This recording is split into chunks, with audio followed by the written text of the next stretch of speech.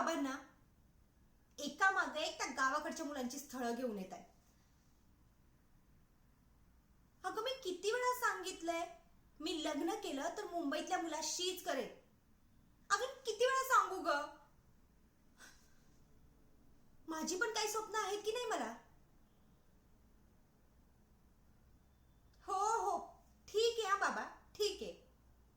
माझं कमी शिक्षण, माझं कमी व्यवहाराचं ज्ञान सारखं सारखं बोलून दाखवू नका. दिसायला तर सुंदर आहे ना मी, मग बस.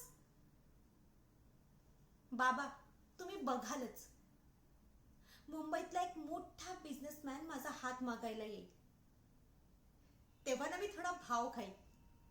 तयार व्हायला कमीत कमी 2 ते 3 तास घेईन.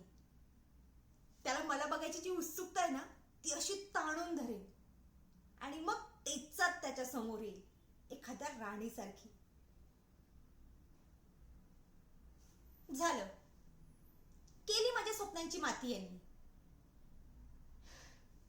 तुमच्यापेक्षा ना ती जानकीताईच बरी आहे, किंवा तुमच्यासारखं टोचून तरी बोलत नाही. आई तुझ्यामुळे, फक्त तुझ्यामुळे मी तिच्याशी टोचून बोलते.